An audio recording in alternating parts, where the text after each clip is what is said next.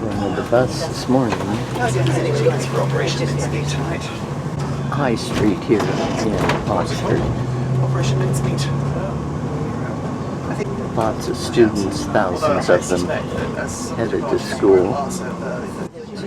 Nice, you know, like kind of oldie world. Around there too, somewhere there. Lloyd's back there. 15 minutes more time as opposed to. So passing Christchurch again on our left-hand side. I know some of you know. And there's more of Christchurch on our left here as well. These are the Memorial Gardens of Christchurch here. He gave a lot of money to found his own college. He was Lord Nuffield, and that's why that is Nuffield College. Car company. Started as a bicycle repairman.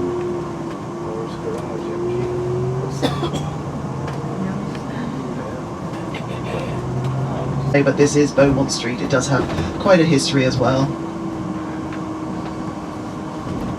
And just coming up on the left-hand side is the Ashmolean Museum. Again, a university museum, art and architecture mainly, inside the Ashmolean. This memorial commemorates the execution of 3 Protestant martyrs in Oxford in the year 1555. And those are the effigies halfway up of those martyrs who were executed here during the reign of the Catholic Queen Mary I. They are university buildings, and the writing will tell you what they are and often what they're for as well. So as we're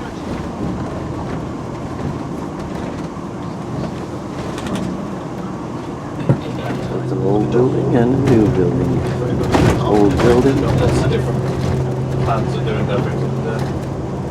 More old buildings. Old church. My son was home Tuesday.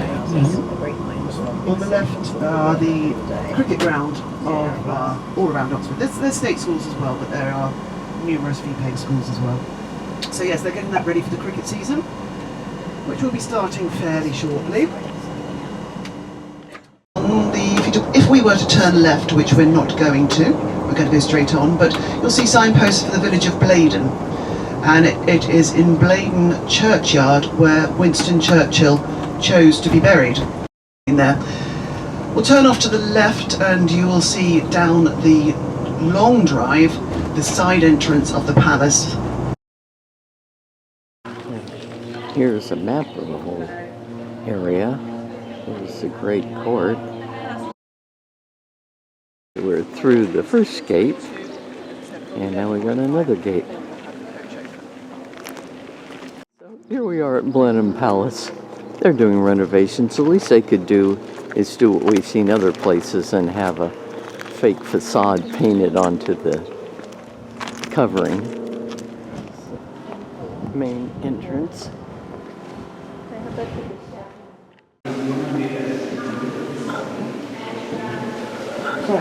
Welcome to the Great Hall of Blenheim Palace. Blenheim is the home of the Dukes of Marlborough. They've lived at Blenheim now for over 300 years, and you're probably asking the question, how does one family acquire such a lovely house as Blenheim? The French, near a small Bavarian village called Blenheim. For this great victory, Queen Anne, the reigning monarch, rewards John Churchill. She decides to give him 12,500 acres of land, including the 2,500 on here now. That is royal land still owned by the monarch. They sacked him by 1715 after 10 years of working together. But she quarrelled with her friends, her children, her grandchildren, and the parents of Queen Anne, who suddenly remembered she was the Queen.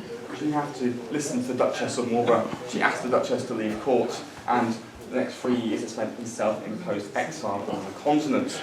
This mirror is gilded with 24-karat gold. Useful for the fourth Duchess of Marlborough. Drawing from the table, so drawing rooms with drawing rooms. One for the ladies, one for gentlemen.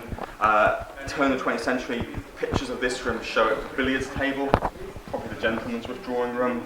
You can imagine Winston Churchill in here, his cousin playing a game of snooker, with perhaps Paul Roget on tap in the corner, and a few cigars littering the room.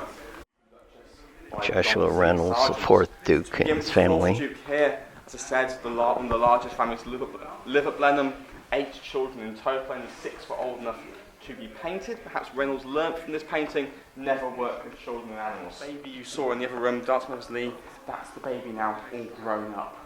On the far side there, the future 5th Duke clutching a box of gems, the Marlborough gems. The 4th Duke had acquired a set of gems, around 800 in total. The great tragedy here is that he squandered the estate's fortune. Winston Churchill's grandfather sold the Marlborough gems. Most of them. It's a 9th Duke Remember I said Blenheim. towers over her husband, 5'11", 5'7". So John Singer Sargent painting them goes, I can fix this height difference. I'll put you on pretend steps. You'll be stepping up, Your Grace. Her Grace in the centre, pushed back slightly, surrounded by her 2 sons. She lovingly called them the heir and the spare. Yeah, we've heard that term. Marriage. So as we came through the private apartments, you saw the Arts of War, the Alexander the Great series. They are off-the-shelf designs you could pick up in the 18th century. What you're now seeing are unique tapestries, custom tapestries produced for the 1st Duke of Marlborough. And we call them the Victory series. Given their full name, they're the Victories of the Duke of Marlborough series. They show about 10 of the battles he won over the French during the War of the Spanish Succession, which lasted around. Although you'll notice at the top it says Hockenstadt, because in Germany this battle is known as the Second Battle of Hockenstadt. But as the commander was British, 8 days after the Battle of Blenheim, news gets back to London. We've won a great victory. Someone, Queen Anne asks where was the battle fought, and the aide says, well, Your Majesty, it was fought at Blenheim. The small village on the left, the Protestant French, Protestant Germans, troops from the Holy Roman Empire, Scandinavians facing off against about 60,000 French and Bavarian soldiers. How did the Duke win the battle? Well, he attacked on this stream in the morning, attacking the towns along this stream. The Duke's dragoons will fill in the stream using fascines, great bundles of brush and wood from local wood. 60,000 men. 8,000 French were killed. 30,000 men. 15,000, including Marshal Tallard, the French commander, are captured. The rest of that number are killed, wounded, or missing. Only 10,000 soldiers of the French are beaten. So a stunning victory for the 1st Duke of Marlborough, the first of 4 great victories over the French. Down at the bottom of the garden, a 10-acre wall garden to feed the palace. He's also building a 90-acre formal garden as well at the bottom of the palace in a very French style. And what you see here is a representation of what those gardens would have looked like. And a further level they went to when they built the gardens at Blenheim originally was they realised the Duke was an old man. He wasn't going to see the gardens if they planted little saplings and left them to grow. So what do? Well, they hire the royal gardener, Henry Wise, and he brings fully mature trees to Blenheim and plants them so that the Duke will see his garden as it is intended to be and not as small little shrubs in the corner. So the lady above the fireplace, Consuelo.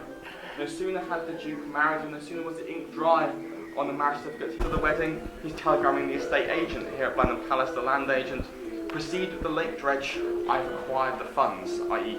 my wife will pay for it. You can see a theme here of my American wife will pay for the restoration of the palace.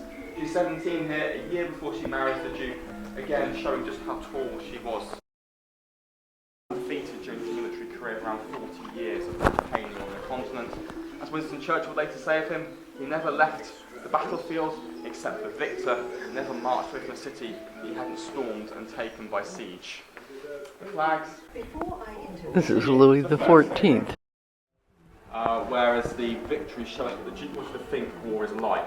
You can see here, someone's been killed, and the soldiers rifling through the bloke's pockets, looking for his wallet.